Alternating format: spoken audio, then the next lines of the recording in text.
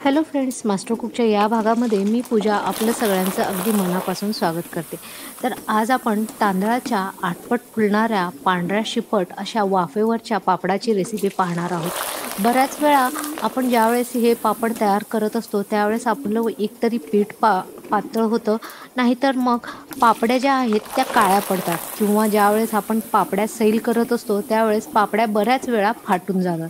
तर यामध्ये मी अगदी डिटेलमध्ये रेसिपी शेअर केलेली आहे, तर ती पाहायला विसरू नका. आणि त्याचबरोबर अजूनपर्यंत तुम्ही सबस्क्राईब केलं नसेल तर सबस्क्राईब करायला, त्याचबरोबर रेसिपी आवडली तर शेअर करायला आणि कमेंट सेक्शनमध्ये सांगायला, लाईक करायला विसरू नका. तर चला मग रेसिपीला सुरुवात करूयात. तर सर्वात आधी या ठिकाणी मी 1 ग्लास एवढं तांदूळ घेतलेलं आहे. तांदूळ तुम्ही कुठलंही वापरू शकता, अगदी रेशनिंगचं तांदूळ वापरलं तरीसुद्धा चालेल. या ठिकाणी मी रेशनिंगचंच तांदूळ घेतलेला आहे. या तांदळाला आपण आधी स्वच्छ पाण्याने धुवून घ्यायचं आहे. त्यानंतर अगदी 2 ग्लास याच्यामध्ये पाणी घालून मी रात्रभर भिजत ठेवणार आहे. ओव्हरनाईट भिजून झाल्यानंतर आपण याची पेस्ट करणार आहोत. तर सकाळी या ठिकाणी तुम्ही पाहू शकता तांदूळ जे आहे अगदी व्यवस्थित भिजला गेलेला आहे. आता याचं पूर्ण जे पाणी आहे ते स्वच्छ आधी एका पाण्याने धुवून घ्यायचं आहे आणि त्यानंतर याच्यातलं पूर्ण पाणी जे आहे ते काढून टाकायचं आहे. तर पूर्ण पाणी काढून टाकल्यानंतर आपल्याकडे हे अगदी कोरडं तांदूळ राहिलेलं आहे. आता याला आपण मिक्सरच्या जारमध्ये घालायचं आहे आणि ज्यावेळेस मिक्सरच्या जारमध्ये घालताय अगदी थोडंसंच साधारणपणे 2 ते 3 चमचे पाणी घालून याची बारीक अशी पेस्ट तयार करून घ्यायची आहे. ही पेस्ट अगदी आपण डोसा बॅटर वगैरे जसं तयार करतो त्या पद्धतीची एकदम बारीक अशी पेस्ट तयार करायची आहे.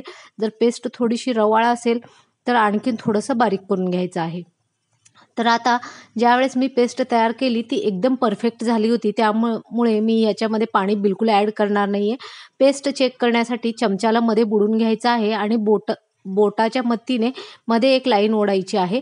जर ती लाईन पुसली जात नसेल तर बॅटर अगदी परफेक्ट झालेला आहे, त्याच्यात पाणी वगैरे काहीही ओतायचं नाही आहे. आता एका कढईमध्ये मी स्टँड ठेवलेला आहे आणि त्याला आता पाण्याला उकळी येण्यासाठी ठेवून दिलेला आहे. आणि त्याचबरोबर आता बॅटरमध्ये आपल्याला जे पण मसाले ॲड करायचे आहेत ते ॲड करायचे आहेत.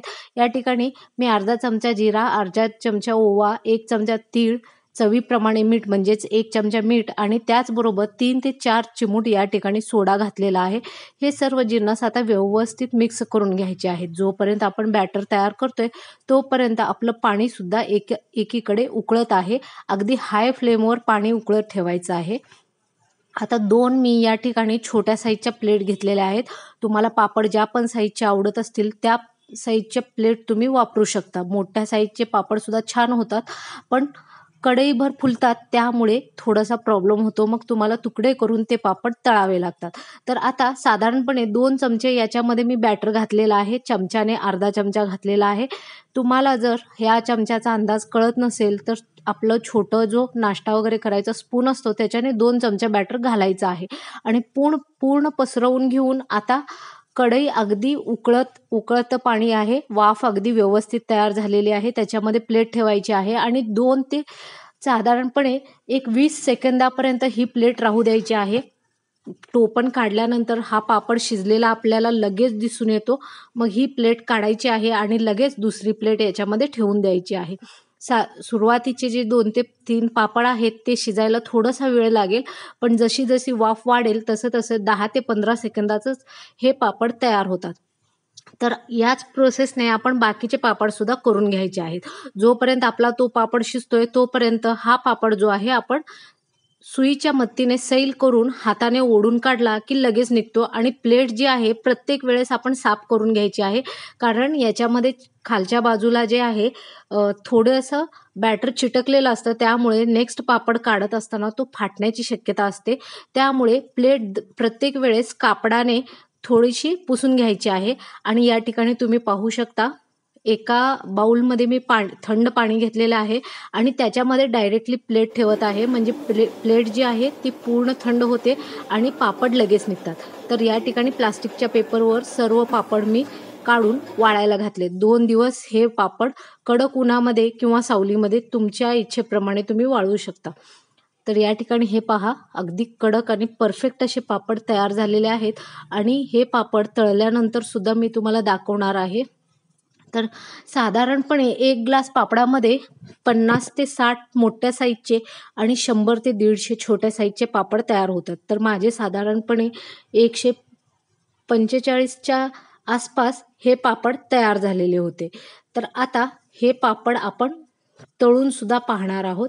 तर या ठिकाणी तुम्ही पाहू शकता पापड अगदी 8 पट ते 9 पट हे पापड फुलतात आणि खायला सुद्धा टेस्ट खूपच छान लागते. अगदी वर्ष, 1.5 वर्ष, 2 वर्ष तुम्ही जरी हे पापड स्टोअर करून व्यवस्थित ठेवले तरी या पापडांना काहीही होत नाही आणि एकदाच करून आपण हे पापड जेव्हा हवे त्यावेळेस तळून खाऊ शकतो.